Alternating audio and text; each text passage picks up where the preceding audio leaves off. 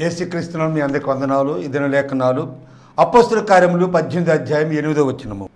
ఆ సమాజపు అధికారి అయిన క్రిస్పు తన ఇంటి వారందరితో కూడా ప్రభువునందు విశ్వాసముంచెను. మరియు కొరింథీయులలోను అనేకులు విశ్వసించి బాప్తిసం పొందిరి. దేవునికి స్తోత్రం. హల్లెలూయా, హల్లెలూయా, హల్లెలూయా, స్తోత్రం.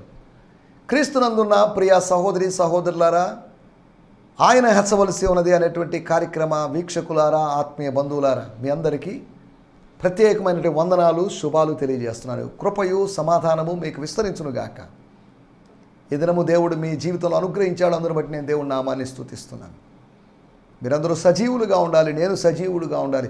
సజీవులుగా ఉండి సజీవులున్న దేశంలో సర్వశక్తుడైనటువంటి దేవుని దయను పొందుకుంటాము అనేటువంటి ఆ అనుభవంతో, విశ్వాసంతో మనం ముందుకు సాగాలి. మనం సజీవులుగా ఉన్నాం కాబట్టి సంతోషిస్తున్నాం.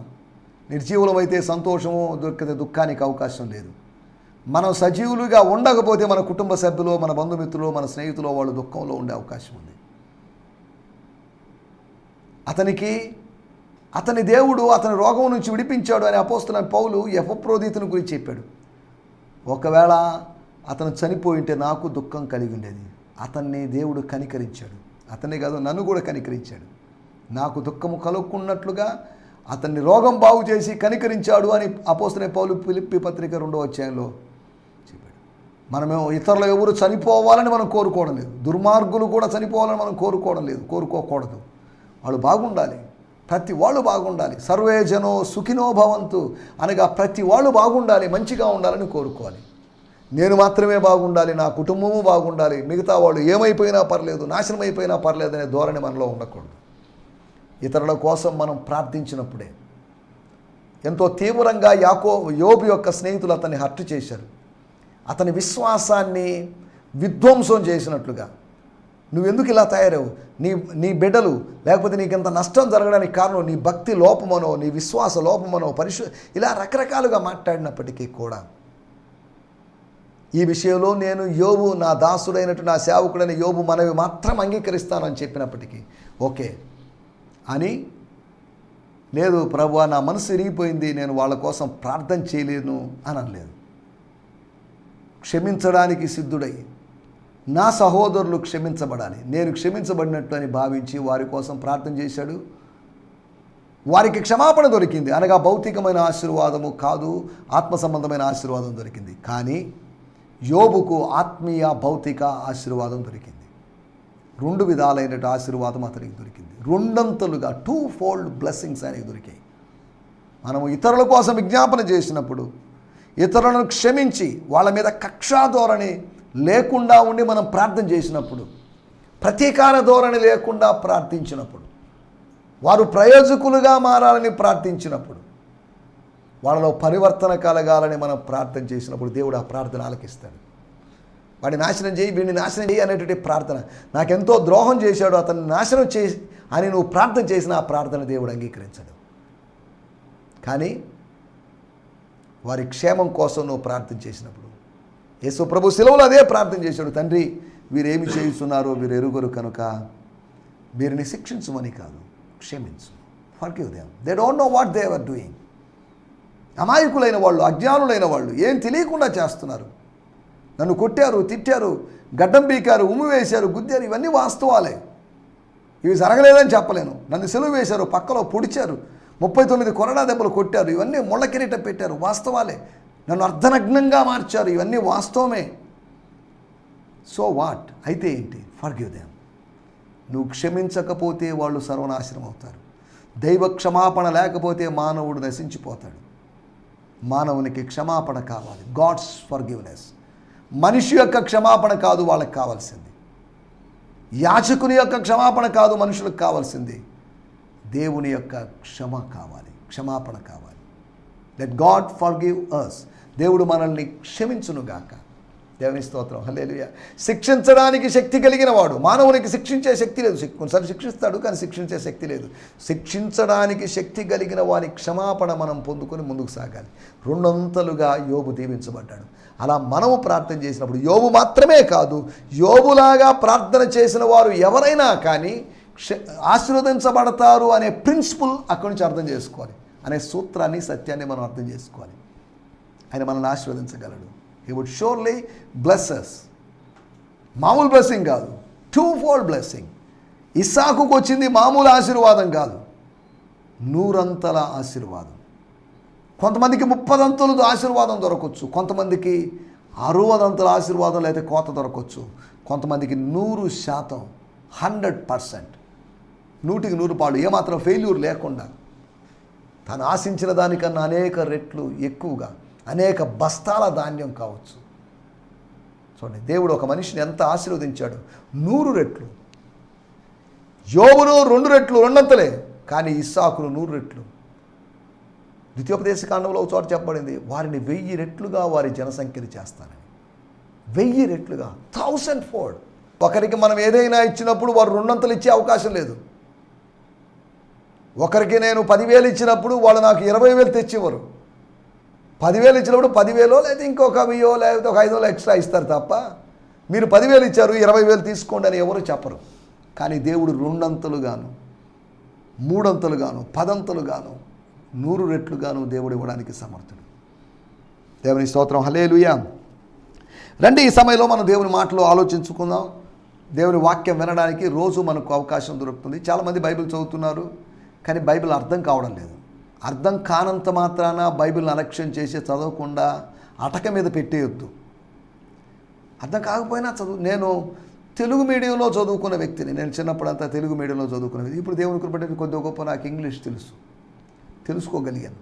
కారణం ఏంటంటే తెలుగు మీడియంలో చదివి ఇంగ్లీష్ మీడియంలో నన్ను వేశారు ఇంటర్లో.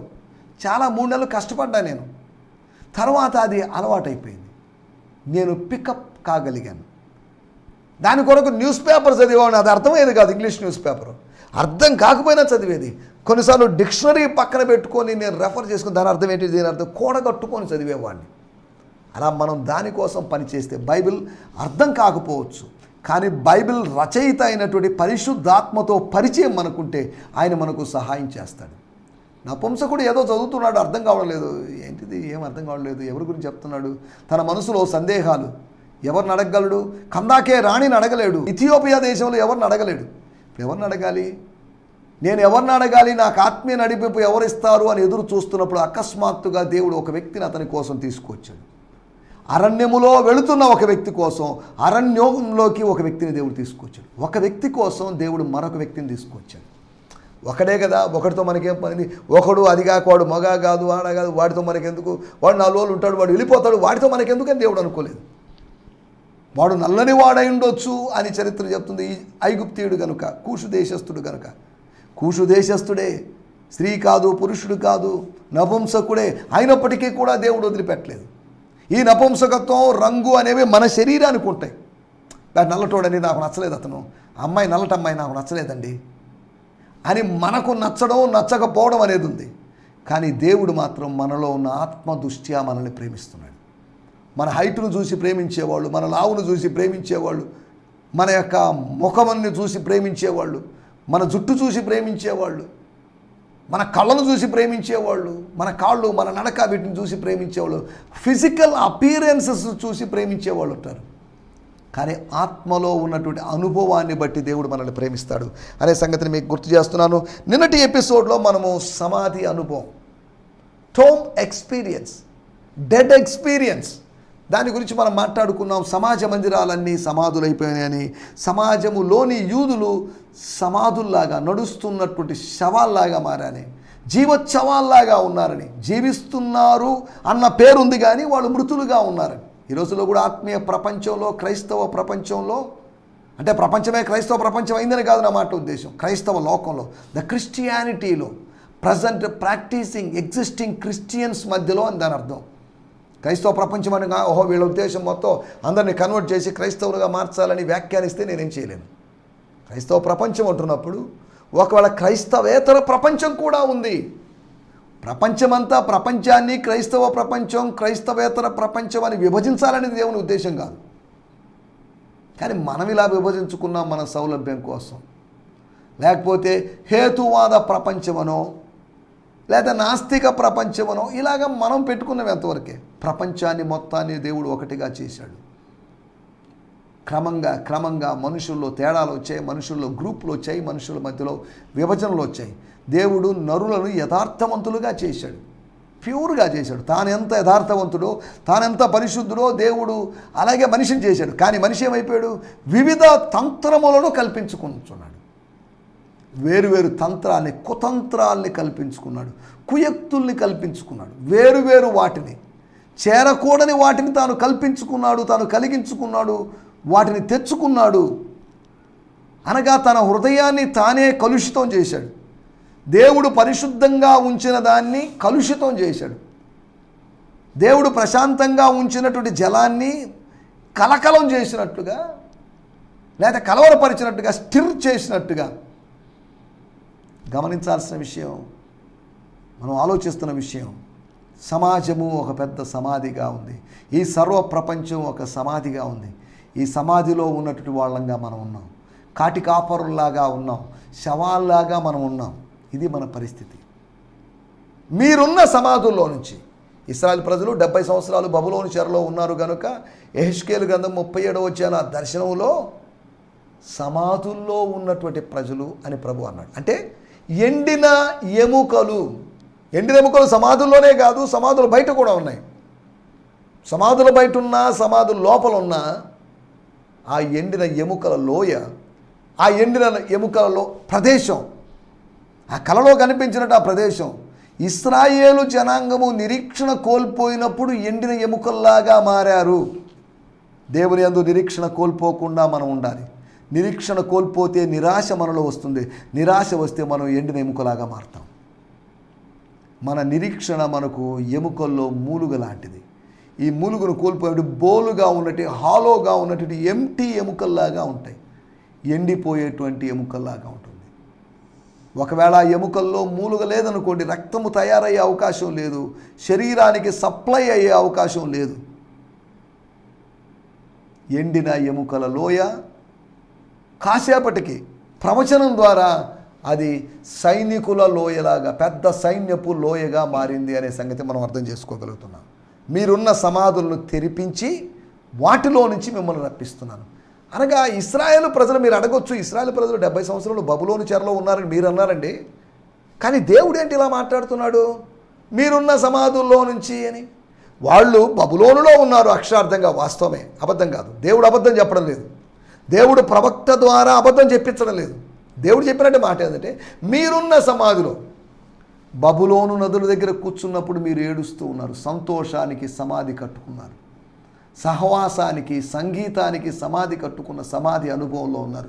430 సంవత్సరాలు ఐగుప్తులో ఉన్న సమాధి అనుభవమే, 7 సంవత్సరాలు అష్షూరు చెరలో ఉన్న సమాధి అనుభవమే, పాపపు చెరలో ఉన్న సమాధి అనుభవమే. ఈ 3 చెరల కన్నా ఈ పాపపు చెర కొన్ని వేల సంవత్సరాలుగా మానవుని ఏలుతుంది. ఈ చెరలో మానవుడు బంధించబడ్డాడు, ఏవో ఒక వ్యసనంలో బంధించబడ్డాడు, సులువుగా చిక్కించుకునేటువంటి పాపాల్లో ఇరుక్కుపోయాడు. ఈజీలీ ఎంటాంగ్లింగ్ సిన్స్లో మనం పడిపోయాం. దేవుని స్తోత్రం, హల్లెలూయా. తర్వాత సమాజ మందిరాన్ని ఆనుకొని ఉన్నవాడు, సమాజ మందిరంలోని మాటలు వినిపిస్తున్నాయి, పాటలు వినిపిస్తున్నాయి. ఒక వ్యక్తిని అడిగాను, పక్కనే ఉంది మందిరం, రావచ్చు కదా అంటే, నేను ఎందుకు సార్ రావడం అన్నాడు. అదేంటి అని అడిగితే, మా ఇంటి పక్కనే ఉంది, వాళ్ళు మైక్ ఆన్ చేస్తే పాటలు వినిపిస్తున్నాయి, ప్రసంగం వినిపిస్తుంది, మళ్ళీ నేను పోయి కూర్చోవాల్సిన అవసరం ఏముంది అని అన్నాడు. సమాజ మందిరాన్ని ఆనుకొని ఉన్నటువంటి ఆ వ్యక్తి, అతను విన్నాడు కానీ విశ్వసించలేకపోయాడు. క్రిస్పు విన్నాడు, విశ్వసించాడు, కానీ బాప్తీసం తీసుకోవడానికి బహుశా ఆలస్యం చేసి ఉండొచ్చేమో. కానీ కొరింథీయుల్లో అనేకులు విన్నారు, విశ్వసించారు, విధేయులయ్యారు. అనగా బాప్తిజం ద్వారా తమ విధేయతను చూపించారు. సమాజ మందిరపు లేదా సమాజపు అధిపతి అనేటి గల్లియోన్ అనేటువంటి వ్యక్తి తన కళ్ళ ముందు అన్యాయం జరుగుతున్నప్పుడు, అరాచకం జరుగుతున్నప్పుడు, సమాజ మందిరపు అధికారి అనేటి సోస్తేనేసును పట్టుకొని కొడుతున్నప్పుడు, ఏంటిది నా దగ్గరకు వచ్చి మీరు కొట్టుకోవడం, తన్నుకోవడం ఏంటి, స్టాప్ ఇట్, మీరందరూ కలిసి అతన్ని కొట్టడం ఏంటి, చట్టాన్ని చేతిలో తీసుకోవడం ఏంటి, మేమున్నాం కదా, మా ప్రభుత్వం ఉంది కదా, మేము ఉండగా మీరు ఎందుకు ఇలా చేయడం అని ఏమాత్రం ప్రశ్నించలేదు. ఈ రోజుల్లో కూడా చాలామంది అలక్ష్యం చేసే అధికారులు ఉన్నారు. అధికారం అనేది తమ పబ్బాన్ని గడుపుకోవడానికి, తమ ఆస్తులను కాపాడుకోవడానికి పనికి వస్తుంది, కానీ ప్రజలకు మేలు చేయడానికి, ఒకవేళ మనకు దానికోసం అధికారం ఇవ్వబడింది, మేలు చేయలేని పక్షంలో దేవుడు మన దగ్గర నుంచి అధికారాన్ని తీసివేస్తాడు. 38 సంవత్సరాలకు పైగా అవిధేయుడుగా ఉన్నటువంటి సౌలు దగ్గర నుంచి అధికారం తీసివేసి దేవుడు దావీదుకి అధికారం ఇచ్చాడు. దేవునికి కావాల్సింది తన చిత్త ప్రకారం తన ప్రజలను పాలించే వాళ్ళే, కానీ వాళ్ళ ఆస్తులు పెంచుకుంటూ వాళ్ళ కుటుంబాలను పెంచుకుంటూ వాళ్ళకు సంబంధించిన వాళ్ళని పోషించుకుంటూ ఉండడానికి కాదు. కాబట్టి ప్రజాస్వామ్యంలో కూడా నేడు ప్రజలు నమ్మి అధికారం ఇవ్వడానికి కారణం ఏంటంటే మా నాయకుడు ఏదైనా చేస్తాడని ఆశపడుతున్నారు. కానీ ఆ నాయకులు చాలా వరకు, ఏ పార్టీ అయినా చాలా వరకు ప్రజల యొక్క ఆశలను వమ్ము చేస్తున్నారు. దాంట్లోకి వెళ్ళలేదు మనం. కాబట్టి మనం ఆలోచించిన విషయాలు అవి. సమయంలో మనకు సమయం కొద్దిగా ఉంది కనుక మరలా ఈ దినము కొరకై ఏర్పాటు చేయబడిన లేఖన భాగము మన ధ్యానం నిమిత్తమై అపోస్తుల కార్యములు 18వ అధ్యాయము 8వ వచనం. ఆ సమాజ మందిరము అధికారి అయిన క్రిస్పు తన ఇంటి వారంతో కూడా ప్రభువునందు విశ్వాసం ఉంచెను. మరియు కొరింథీ పట్టణములో అనేకులు విశ్వసించి బాప్తిస్మము పొందిరి. దేవుని స్తోత్రం. పౌలు రాకతో కొరింథీ పట్టణంలో జరిగిన కార్యం గమనించాలి. రెండో మిషనరీ ప్రయాణంలో జరిగిన కార్యం ఏంటంటే ఎవరి ద్వారా ఎవరి దగ్గరికి వెళ్ళాలి, ఎక్కడ స్టే చేయాలి, ఏమి తిందుమా, ఏమి తాగుదమా, ఎక్కడ నివసించుదమా అన్నట్టుగా ఏం చేయాలి, ఎక్కడ స్టే చేయాలి అన్నప్పుడు ఒక కుటుంబాన్ని, ఇటలీ నుంచి వచ్చినటువంటి ఒక కుటుంబాన్ని దేవుడు వారికి చూపించాడు. అనగా అకులా ప్రిస్కిలా ఇంట్లో ఉన్నాడు. తర్వాత ఆయన యూస్తు అనేటువంటి వాని ఇంటికి వెళ్ళాడు. తర్వాత అక్కడి నుంచి వెళ్ళిపోయాడు ఆయన. ఎందుకు చెప్తున్నానంటే మనం అర్థం చేసుకోవాల్సిన విషయం, ఇక్కడ వారు విన్నారు, విశ్వసించారు, విధేయులయ్యారు. విశ్వాసము చేసే పనులేంటి అనగా విశ్వాస ఫలం ఏంటి? What is the result of the faith? దేనికైనా ఒక ప్రతిఫలము, ప్రయోజనం ఉంటుంది. విత్తాం, కోసుకుంటాం. చెట్టు నాటాం, పండ్లు కోసుకుంటాం. మందను కాసాం, మంద పాలు తాగుతాం. దీంట్లో తప్పేం లేదు. కానీ అన్యాయంగా, అక్రమంగా సంపాదిస్తున్నామే, విత్తని చోట కోస్తున్నామే, అదే తప్పు అంటాను. వాక్య ప్రకారం కూడా అదే రాయబడింది. విశ్వాస ఫలము. విశ్వాస ఫలము అంటే ఏంటి?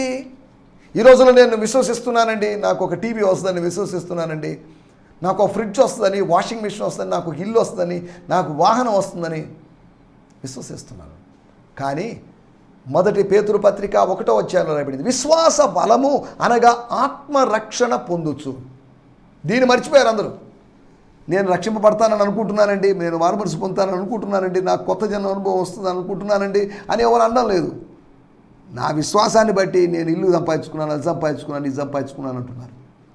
విశ్వాస ఫలము అనగా ఆత్మరక్షణ. The result of the faith is salvation of our souls. మన ఆత్మల రక్షణ. కానీ విశ్వాసం యొక్క పనులేంటి, విశ్వాసం ద్వారా ఏం జరుగుతుంది అనే దాని గురించి నేను మీకు జ్ఞాపకం చేస్తాను. మొట్టమొదటి మాట 18వ అధ్యాయము 8వ వచనంలో రాయబడింది, వారు విశ్వసించారు అని రాయబడింది. స్తోత్రం. అనగా అక్కడ ఏం జరిగింది? విశ్వసించారు అంటే ఆ పైన వచనంలో రాయబడింది, వారిని ఒప్పించుచూ ఉండెను. 4వ వచనంలో ఒప్పించుచూ ఉండేదని కాదు, ఒప్పించుచుండెను. తర్కిస్తూ యేసే క్రీస్తయి ఉన్నాడని దృఢంగా సాక్ష్యం చెప్తూ ఒప్పించాడు. ఒప్పించబడలేదు, ఒప్పకపోయిన వారిని ఒప్పించాల్సి వస్తుంది.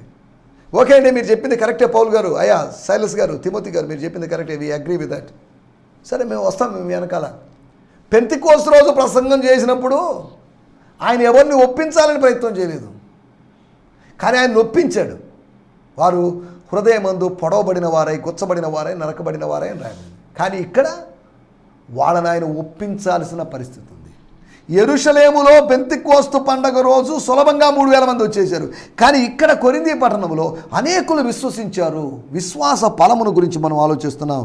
ఒకటి, సమ్మతించేటువంటి ఒక అనుభవం, అనగా ఏకీభవించేటువంటి అనుభవం, ఒప్పుకునేటువంటి అనుభవం. బాప్తీసం కోసం సమ్మతించాలి. కొంతమంది బాప్తీసం కోసం ఎందుకండి, మాకెందుకండి, అది ఇదే అని అంటారు. మా నాన్నగారు కొన్ని సంవత్సరాలు ఆయన బాప్తీసాన్ని వ్యతిరేకించాడు. చిన్నప్పుడే తీసుకున్నా నేను, అసలు నువ్వు కూడా చిన్నప్పుడే తీసుకున్నావురా బాప్తీసం, నీకెందుకు బాప్తీసం అని అనేవాడు. నాకు అర్థమయ్యేది. చిన్నప్పుడే నాకు అసలు గుర్తులేదు నేను చిన్నప్పుడు బాప్తీసం తీసుకుంది. 8వ రోజో లేకపోతే ఓ నెలప్పుడో, 2 నెలలప్పుడో, 6 నెలలప్పుడు నేను బాప్తీసం తీసుకున్నాను. నేను నా మీద నీళ్లు చల్లారు వాళ్ళు, అసిరియన్ ఆర్థోడాక్స్ అనేటువంటి చర్చ్లో వాళ్ళు. నాకు తెలియదు, అది నాకు సంబంధం లేకుండా జరిగిన విషయం. కానీ బాప్తిజం ఎవరికి ఇవ్వాలి అని దేవుని వాక్యంలో రాయబడిందంటే విని విశ్వసించిన వారికి బాప్తిజం ఇవ్వాలి. వినకుండా ఉన్న వారికి, విశ్వాసం లేనోడికి ముంచి లేపేటువంటి కార్యక్రమం కాదు బాప్తిజం. అలాగని చిన్నపిల్లలు ఉన్నారు, వాళ్ళకి మనం ఎందుకు బాప్తిజం ఇవ్వడం లేదంటే వాళ్ళు వినొచ్చు, కానీ విన్నదాన్ని వాళ్ళు వివేచించలేరు, అర్థం చేసుకోలేరు. వాళ్ళు విశ్వసించే అవకాశం కూడా లేదు. విశ్వసించవచ్చు కానీ వాళ్ళకి తెలియదు. ఇంకా వయసు పెరిగే కొద్దీ వాళ్ళకి అర్థమవుతుంది. పాపాన్ని గురించిన అవగాహన వాళ్ళకు ఉండదు. కాబట్టి మనం చిన్నపిల్లలకి ఇన్ఫెంట్ బాప్తిజం ఇవ్వడం లేదు, కానీ ఇన్స్టెంట్ బాప్తిజం ఇస్తున్నాం. త్వరితగతిన బాప్తిజం ఇస్తామేమో కానీ శిశువులకు మనం బాప్తిజం ఇవ్వడం లేదు. ఈ మాట చెప్పినప్పుడు ఇదేదో సిద్ధాంత విషయం చెప్తున్నాడని మీరు అనుకోవద్దు. ఒకటి సమ్మతించేటువంటి అనుభవం. రెండో విషయాన్ని నేను మీకు జ్ఞాపకం చేస్తాను. అపోస్తల కార్యములు 18వ అధ్యాయము 3వ వచనం. వారు వృత్తికి పౌలు అదే వృత్తి గలవాడు కనుక వారితో కొంతకాలము కాపురం ఉండి వారు కలిసి పని చేయుచుంటుంది. దీని గురించి నేను చెప్పాను. పౌలు తన పరిచర్య మానుకొని తాను ఫుల్ టైం సేవకుడిగా ఉన్న వ్యక్తి పార్ట్ టైం సేవకుడిగా మారలేదు. పార్ట్ టైం సేవకులందరూ ఈ వాక్యాన్ని ఎత్తుకొని సమర్థించుకుంటూ ఉంటారు. దీన్ని మనం ఎలా అర్థం చేసుకోవాలనే దాని గురించి కూడా గత ఎపిసోడ్లో నేను మాట్లాడిన మరలా దాని గురించి ప్రస్తావించదలుచుకోలేదు. రెండో విషయము, వారు సహవాసపు అనుభవం. విశ్వాసం మనల్ని సమ్మతించేటువంటి అనుభవంలోకి నడిపిస్తుంది. ఎందుకంటే అపోస్తల కార్యములు 4వ అధ్యాయంలో రాయబడింది, విశ్వసించిన వారందరూ ఏకాత్మ ఏక హృదయము గలవారైరి. విశ్వసించిన వారందరూ దురాత్మ కలిగిన వాళ్ళై ఉన్నారని కాదు, విశ్వసించిన వారందరూ one mind and one spirit కలిగిన వాళ్ళుగా, ఒక్క మనిషి అన్నట్టుగా ఉన్నారు. 3,000 మంది అయినా ఒక్క మనిషి అయినట్టుగా, మరో 5,000 మంది కలిపితే 8,000 మంది అయినా ఒక్క మనిషి అయినట్టుగా, ఇశ్రాయేలులందరూ ఒక్క మనిషి అయినట్టుగా ఉన్నారు. యూనిటీ అది. కాబట్టి మీరు నేను ఒక్కటి అన్నట్టుగా, మీ పాస్టర్ గారు మీరు ఒక్కటి అన్నట్టుగా, మనందరం ఒక్కటి అన్నట్టుగా, ఒక ప్రాంతంలోని ఒక గ్రామంలోని సంఘస్థులందరూ ఒక్కటి అన్నట్టుగా. సంఘాలు ఒక 10 ఉండొచ్చు, 15 ఉండొచ్చు, ఒక 5 ఉండొచ్చు, కానీ అందరూ వేరు వేరు కాదు. వీళ్ళలో ఎవరు గొప్ప అనే తర్జన భర్జనలోకి వెళ్ళాల్సిన అవసరం లేదు. మనందరం ఒక్కటే అనే ఫీలింగ్లో మనం ముందుకు సాగాలి. అవును, మనందరం ఒకటే, మనందరం వేరు వేరు కాదు. క్రీస్తులో మనందరం ఒకటే. మన తండ్రి ఒకడే, మన రక్షకుడు ఒకడే, మనం ఒకే రక్తం చేత కడగబడ్డాం, ఒకే ఆత్మ చేత నడిపించబడుతున్నాం, ఒకే వాక్యాన్ని వింటున్నాం. కాబట్టి మనందరం తేడాలు ఎలా ఉన్నాయి? అపోస్తలుడైన పౌలు ప్రభురాత్రి భోజన సమయంలో ఆయన చెప్పిన మాటలు, మనందరం ఒకే పాత్రలో ఇది తాగుచున్నాం, ఒకే రొట్టెను తినుచున్నాం. వేరువేరు రొట్టెలు వేరువేరు పాత్రలు కాదు, మనందరం ఒకటే. మనందరం ఒక్క శరీరమై ఉన్నాము. క్రీస్తు యొక్క 2వ శరీరంలో, 3వ శరీరంలో, 4వ శరీరంలో, 10వ శరీరంలో, 1000వ శరీరంలో కాదు. క్రీస్తుకి ఒక్క శరీరం ఉంది. మనిషికి ఏ విధంగా ఒక్క శరీరం ఉందో క్రీస్తుకు కూడా సార్వత్రికంగా, లేకపోతే ప్రపంచమంతా విస్తరించినటువంటి అదృశ్యమైనటువంటి ఆయన శరీరం అనే సంఘము ఒకటే. దేవుని స్తోత్రం, హల్లెలూయా. రెండో విషయము సహవాసం. వారు కలిసి పనిచేశారు. పాస్టర్ గారు, బ్రదర్ మాతో పాటు ఉండండి, మీరు మాకు మంచి విషయాలు చెప్పారు, యేసును పరిచయం చేశారు, లేఖనాల్లో గుప్తమైనటువంటి క్రీస్తుని, ధర్మశాస్త్రంలోనూ అక్కడ ఇక్కడ ప్రవచన పుస్తకాల్లో మరుగైనటువంటి క్రీస్తుని మీరు మాకు తెలియజేశారు. మీకు కృతజ్ఞతలు. ఈ యేసుని మేము వెంబడిస్తాం, అనుసరిస్తాం, మీరు మా ఇంట్లోనే ఉండండి. లూదియా ఏ విధంగా వారింటికి రమ్మని వచ్చి ఉండమని బలవంతం చేసిందో, బహుశా ప్రిసిల్లా సిస్టర్ అలా ఒత్తిడి చేసి ఉండొచ్చు. ఒత్తిడి చేసిందని బైబిల్లో రాయబడలేదు.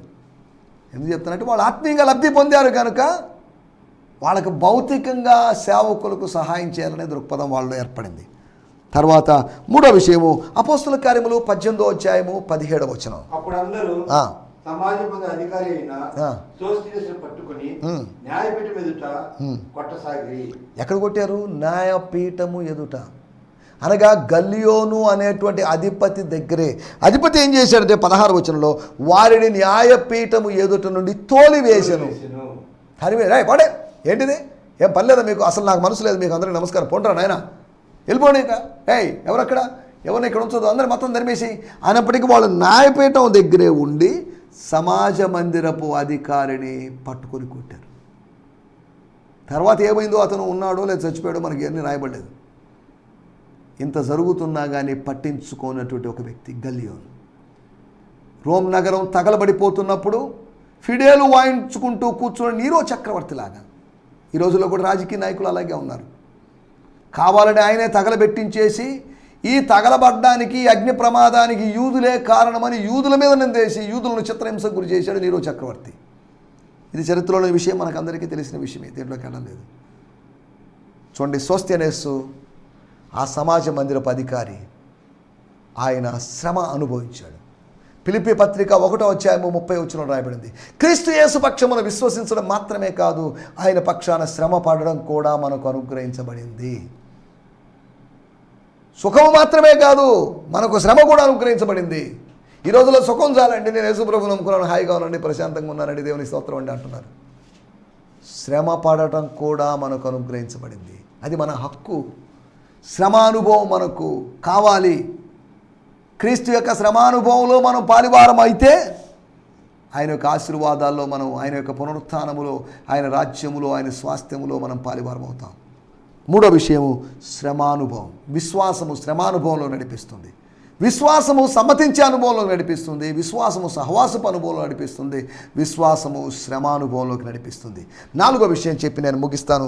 చదువుదాం. ఇదే అపోస్తుల కార్యములు 18:27. తర్వాత అతడు అక్కయ్యకు పోదలిచినప్పుడు అతన్ని చేర్చుకునవలెనని, అక్కయ్యకు పోయినప్పుడు లేకపోతే పోదలిచినప్పుడు అతన్ని చేర్చుకునవలెనని సహోదరులు ప్రోత్సాహపరచుచు అక్కడ శిష్యులకు రాసిరి. అక్కడికి వచ్చి కృపచేత విశ్వసించిన వారికి చాలా సహాయం చేశాను. అతడు అక్కయ్యకు పోదలిచినప్పుడు అంటే ఏమనర్థం? ఎపేసీలో ఉన్నవాడు అక్కయ్యకు వెళ్ళాలనుకున్నాడు. వీళ్ళ దగ్గరికి కొరింథీలో ఉన్నది పౌలు, అకుల, ప్రిస్కిల ముగ్గురు వచ్చారు. పౌలు, అకుల, ప్రిస్కిల, అంతేకాకుండా శీల, తిమోతి, అనగా మొత్తం 5 మంది ఇక్కడికి వచ్చినప్పుడు అపోలో అక్కయ్యకు పోదలిచాడు. అక్కయ్యకు వెళ్ళాలనుకున్నాడు. అక్కయ్యలో అలక్ష్యం చేసేటువంటి ఒక అధికారి, లూకాసు వార్త 18 చెప్పబడినట్టుగా పట్టించుకోనటువంటి ఒక న్యాయాధిపతి లాంటి ఒక మూర్ఖుడు ఉన్నాడు. అక్కడికి వెళ్ళాడు. ఆ ప్రాంతం అంతా, ఆ గ్రీస్ ప్రాంతం అంతా, ఆ గ్రీకు, ఆ దేశపు ప్రాంతాలన్నీ ప్రమాదకరమైన ప్రాంతాలు. అనగా వాళ్ళు ఇప్పుడు ఆసియా ఖండం దాటి ఐరోపా ఖండంలో ఉన్నారు అనే సంగతిని మనం గుర్తు చేసుకోవాలి. సరే, మనం దాంట్లో కూడా వెళ్ళలేదు. అతన్ని సేవా అనుభవంలోకి వచ్చాడు. అతను విశ్వాసం ఎప్పుడు సేవా అనుభవంలోకి నడిపిస్తుంది. Faith leads to service experience. Faith leads to agreeing experience. Faith leads to స్తోత్రం fellowship experience. Faith leads to suffering experience. కాబట్టి విశ్వాసం ఒక ఫలాల గురించి, కొన్ని అనుభవాల గురించి మనం మాట్లాడుకున్నాం. కాబట్టి విశ్వాస అనుభవాలు, ఫలాలు కలిగి ముందుకు సాగడానికి ప్రభు మనకు సహాయం చేయనుగాక. ఆమేన్. హల్లెలూయా. హల్లెలూయా. మీ అందరికీ ఈ సందేశము మీకు ఆశీర్వాదకరంగా ఉందని నమ్ముచున్నాము. ప్రార్థన అవసరతల కొరకు మమ్మల్ని సంప్రదించవలసిన మా చిరునామా గిద్యోన్ మిషన్ చర్చ్, 6వ వీధి, శాంతినగర్, నెల్లూరు 4, ఆంధ్రప్రదేశ్. పిన్ 524004. మా ఫోన్ నంబర్లు 7036443613 మరి ఒక నంబర్ 9392293010. మా ఈమెయిల్ ఐడి gfihmi2015@gmail.com. దేవుడు మిమ్మును ఆశీర్వదించునుగాక. ఆమేన్.